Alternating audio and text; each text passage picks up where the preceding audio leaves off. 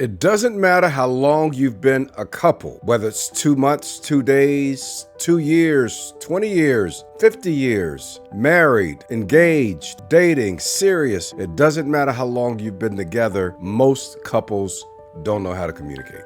I don't know if that gives you some relief or if that makes you feel like, wow, there's no hope for us because we are one of those couples. We don't know how to communicate. All right, chill out, relax. We were one of those couples. So just so you know, most couples do not know how to communicate. It's not like you were taught how to communicate. And then again, you were taught how to communicate. It's that what you learned was oftentimes broken. It was not healthy. It was not a good pattern. You can think back to your childhood or in the home that you grew up in. Most couples don't know how to communicate. Most of us were not taught how to communicate. Most of us, we didn't receive great models of communication. And I want to talk to you in today's video about why most couples don't know how to communicate. Now, you can learn to be an effective communicator. I want to say it differently. You can become effective communicators in your relationship. And I want to give you some things that will help you begin to move in that direction. Because if you can't communicate in your relationship, in your marriage, you're going to be frustrated.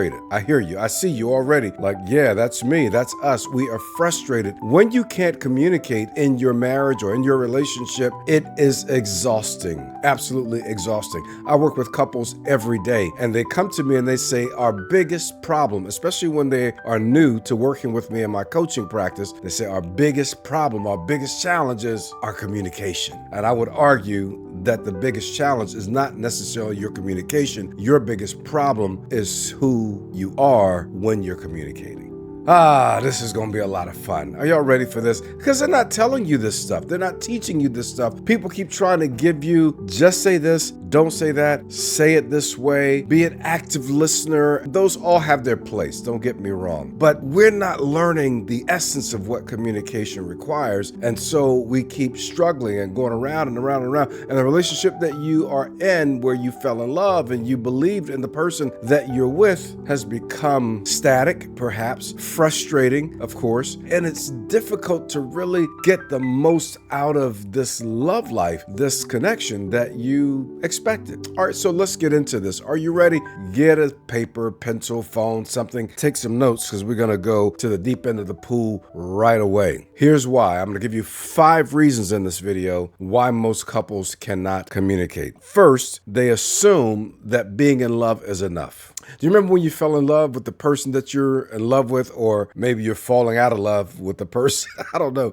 Remember when you fell in love and you were like, let's get married. Let's be together forever. Let's be a couple. Let's be an item together. And you didn't even think about, can we communicate when you were falling in love? You just probably, like most couples, assume that if we're in love, we'll have a wonderful relationship and we'll be able to communicate. But the truth is, falling in love does not make you able to communicate. We make a huge assumption that because you love the other person and want to be with the other person, that somehow it's just going to work out, that love is enough. And nothing can be farther from the truth. I'm telling you, I work with couples every day who have fallen deeply, madly in love. They want to be together. They are together. They've gotten married. Most of the couples I work with are married couples, and they struggle to communicate. So here's why. Because communication is not a skill that we acquire. It's literally not a skill that we acquire. I know in the marketplace, you can go to seminars and workshops, and you can even get it on, in couples retreats, and they want to give you skills for communication. But at its core, communication is not a skill that you acquire. You're probably thinking, well, what is it then? If it's not a skill, if it's not a set of steps and principles to follow, I think steps are helpful. I think principles are helpful, but it's not a skill. Communication is a way that we learn to be. Let's unpack that. Communication for couples, it's a way we learn to be. Why? Because your communication flows from your being. It flows from who you are. The Bible says something very, very powerful out of the abundance of the heart, the mouth speaks. Out of the abundance of the heart, the mouth speaks. When God created the universe, he didn't say, let me go and bone up on my communication skills. Now, I know he's God, so he doesn't need to bone up on his communication skills. He doesn't need to improve. He doesn't need to go to a workshop. He's God. But what he created began with his communication. More technically, it began with his creative ability, but he spoke it into existence. In the beginning, God created the heavens and the earth. And God said, let there be light. And then he said, let the waters teem. And he just said, let there be, let it be. All he had to do was speak out of his being and things were created. You remember when Adam was alone, when he was alone, and God put him to sleep, the Bible says, and out of his side, he took out a rib and he fashioned the woman from Adam's rib. This is the Bible story. If you're not familiar with it, don't trip. Just stay with me for a moment. When God brought Eve to Adam, when he brought the woman that he fashioned from Adam's side, when he brought her to him, Adam said, whoa, this is bone of my bone and flesh of my flesh. She shall be called Isha. She should be called woman. He said, I'm going to call her what she is, what God made her. And the point I'm making here is that God gave Adam the authority to speak as to who she is. And here's what I'm trying to say to you. How you communicate, what you communicate flows from your being. And what you create when you communicate flows from your being. Did you know how powerful words are, by the way? That if you keep telling someone they're not going to be anything or they're only going to go this far, they will begin to believe it and it will become true of them because someone that's how powerful our communication is. But what we say flows out of who we are. And so if I don't get me together, what I say could cause great damage. If I grow me, develop me, then what I say and how I say it will flow out of a person who has learned, who says things out of a healthy, helpful being, personage. I hope this is making sense. So don't just think getting the skills is going to be enough. Don't think that just being in love is going to be enough. You got to work on you. You got to become the kind of person who, out of the abundance of your heart, you say things that are helpful, that are useful, even when they're not easy to say or easy for people to hear. You can say them in such a way that they flow from the right kind of heart, the right kind of person, the right kind of being, from the core of who you are. So let's just ask this question. Who are you on the inside? Who do people experience? What do they get when they experience you and when you are in communication with them? This is not just applicable to your relationship, your marriage. It is also applicable to you and your children. It's applicable to you on your job. Who do they get? So if I don't get better, if I don't grow, if I don't develop emotionally, then what they get is going to show up in my communication. I hope that this is helpful to you because your being is principal to your communication. By the way, can I just give you a little bit more about this? You're not just a physical being. You're not even just a spirit being. We have a spirit. We're not just soul beings. We're also emotional beings. And we are rational beings. Like we know how to think and we have logic, but we're also emotional beings. It's the emotional facet that I find that most people never work on. They never get better emotionally. And so what they say and how they say it flows oftentimes from emotions that are not managed, regulated, not understood. And so, so thinking that communication is going to flow just because you're in love, that's not going to work. So let me give you these last 4 reasons why couples struggle with their communication, because they think that communication is mostly about the words. Well, I said.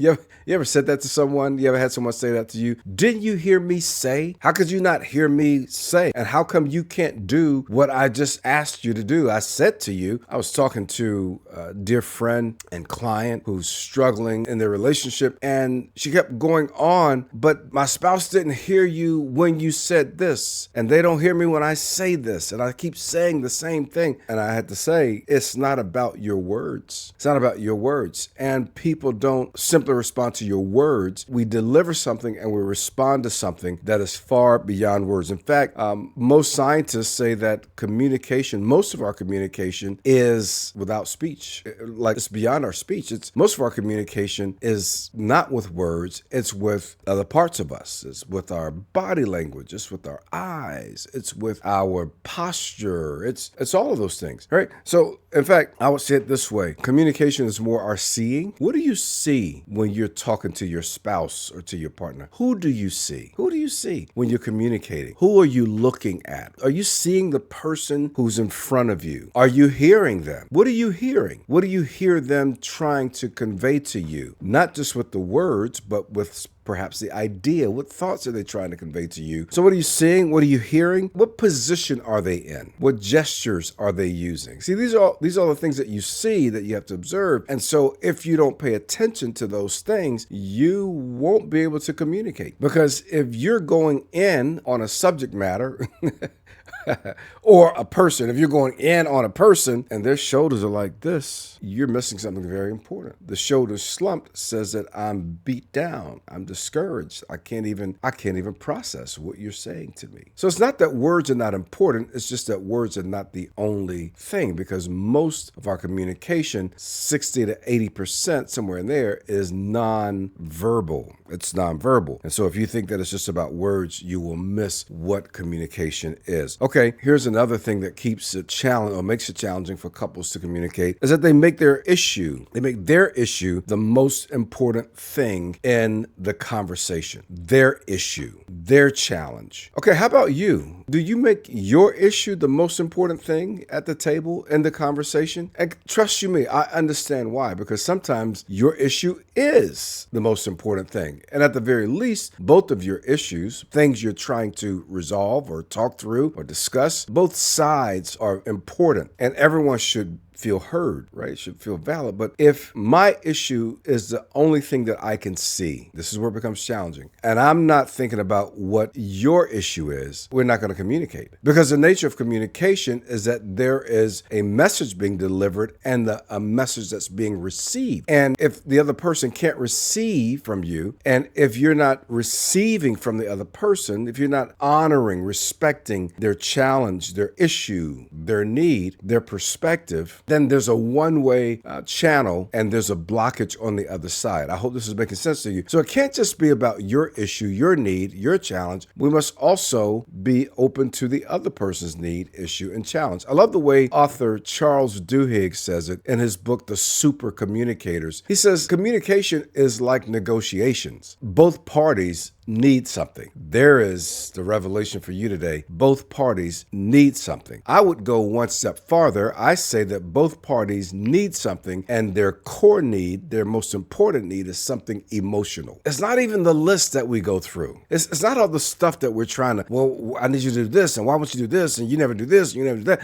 And all of that's secondary. Okay, so I had a client call me last week. I took their call. I was in the car, and I'm listening to say, hey, what's going on? How can I serve you? What's up? We just can't communicate. We can't communicate. And as they were going in, the wife was saying, well, he never does this, and he never does this, and he doesn't do this, and he won't do this, and I've been telling him to do this, I'm asking him to do this, and this, and this. And he says, well, first of all, you're saying I never, but that's not true. He says, I do this, and I'm trying to help you. I'm trying to support you. I'm trying to do my part. So I asked the wife this question. I said, can you fill in this blank for me? What I need my husband to be toward me is blank. And then she filled it in. She goes, what I need is for my husband to be caring toward me. I said, oh, now we're getting somewhere. This is not about the laundry list of things. This is about you don't feel cared for. Are y'all tracking with this? See, she thought it was all the things, but it was really a core emotional need. She said, I need to feel cared for. Okay, now let's talk about what would make you feel cared for. So now we clean up the lists because we're saying this is how you would feel cared for. So don't miss that. The issue issue is important, but don't miss their issue. Don't miss that both of you have a need. I call it an issue, but it's a need. Both people have a need of something that they desire. And I asked him, I said, so, and what is it that you need from your wife? Is it same sentence, fill in the blank. What I need from my wife is to be blank toward me. He says, what I need is to feel respected. I need to feel like she respects me, because the way she be putting that sauce on us, she gets real spicy. She's like, I can't even hear that, because she was coming at me, right? Her issue was her most important part. She wasn't thinking about what he needed. His issue was his most important part. He couldn't think about what she needed till they could respect that both of them had very important, valid issues, needs, challenges. They couldn't communicate. Once they got that clear, all of a sudden the game changed. Okay, let me give you the next one. Most couples struggle to communicate because we tend to be very defensive rather than collaborative.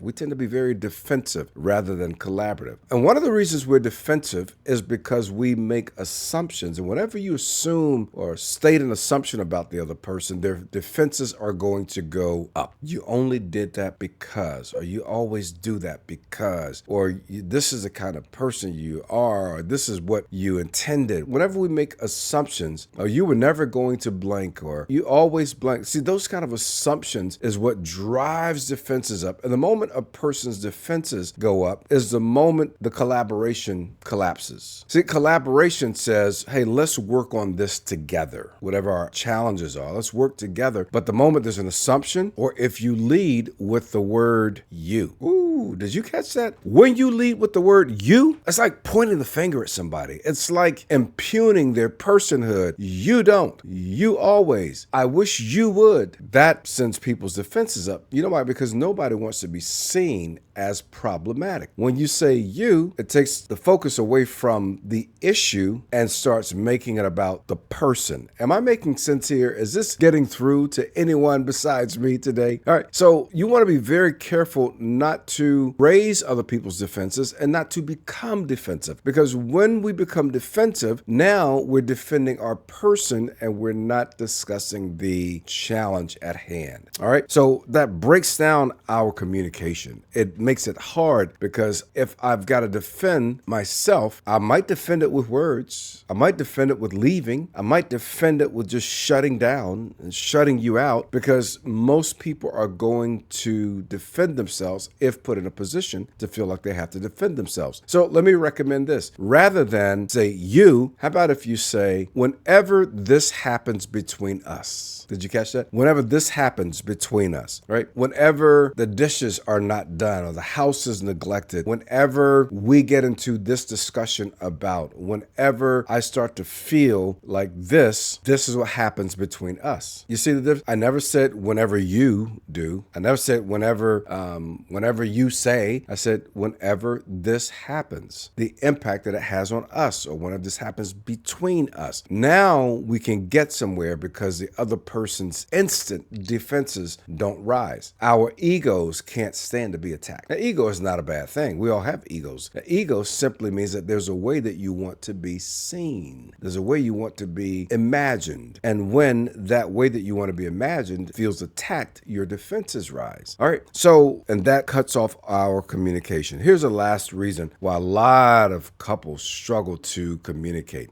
Before I give it to you, let me invite you to my challenge. And I'm excited about this challenge. The challenge is to help couples get rid of all of that toxicity in their communication. It is to help couples restore the feeling that they're loved and that they're safe, and that when they fell in love with the right person. The challenge is all about us becoming better communicators. And so it's called the Better Communication Couples Challenge. Right? Let's get you better at communicating. You can get better. And we work on some very important aspects of our being so that the words, when they come out, they're clearer, they're more helpful. We can stay in the conversation longer. So this Communicate Better Couples Challenge is going to revolutionize how you talk to one another, how you look at one another, the space that you create around one another, the environment of your home, your marriage, marriage, your relationship, it's going to transform those things, because you're going to see yourself more clearly, and you're going to see your partner more clearly, and you're going to be able to convey things without raising their defenses. You're going to learn how to calm the situation rather than create more anxiety in the situation, so that you can actually resolve conflicts. That's why communication is huge, by the way, because it enables you to resolve conflict. It enables you to heal things from the past. It enables you to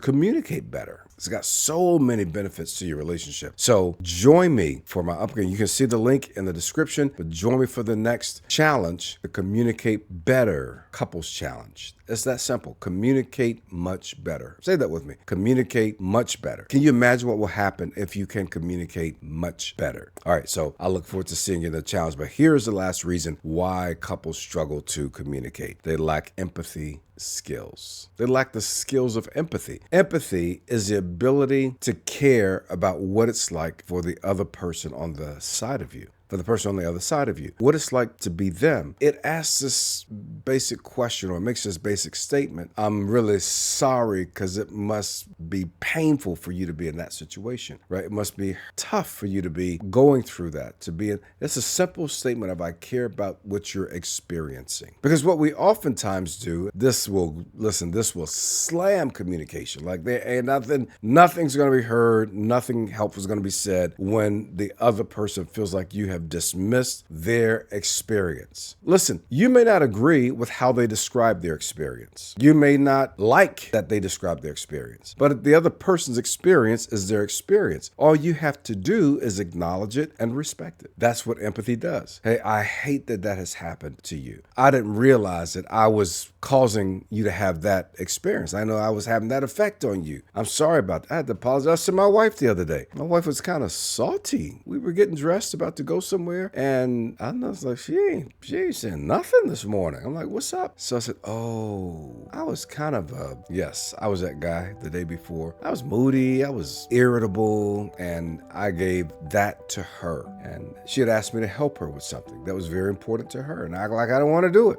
I'm guilty, all right? Just so you know. And then, but I did it. I got it done, but not without attitude. So I said to her, is everything okay? She goes, no. The way you handled that yesterday was hurtful to me. You know what I did? Because I've learned. There are times in the past I didn't learn. I walked over to her and I hugged her. And I said, I'm really sorry. That must have been horrible for you to get that from me. She said, it was. And I forgive you. Are y'all seeing this? Right? What I learned is to care about her experience. That's what empathy does. It's a powerful skill. In fact, it is the quintessential expression of emotional maturity. Like, you know that you are growing in emotional maturity and the ability to relate to the other person and to people when you can care about their experience. So if you want to improve your communication, then you want to grow your skills of empathy, right? You want to learn how to see that communication it's about something more than words. You don't want to make your issue the only thing. And you want to make sure that you don't assume that just being in love is enough. Being in love is great, it's awesome, but it's not enough to make you a great communicator. Don't forget the Communicate Better Couples Challenge. Yeah, let's get you to a place where your communication goes to the next level. And I look forward to seeing you not only in the challenge, but in the next video. See you soon.